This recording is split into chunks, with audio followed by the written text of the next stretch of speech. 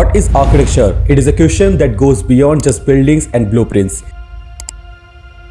It is about shaping the world around us, influencing how we live, work, and interact. But despite its profound impact, architecture often feels out of reach for many people. Hi, I am Shubham Soni, an urban designer with the passion of content creation. I believe architecture has the power to change the world, yet understanding it can be challenging for those not in the field. That's where my initiative Whyarch comes in, short for Why Architecture. Through Whyarch, I document architecture stories in a way that is simple and accessible, breaking down complex ideas for non-designer community. Every week, I bring new architecture insights through social media, crafting content and demystifying architecture, and makes it relevant to everyone. I see architecture as a form of problem solving, an opportunity to make the physical world a better place.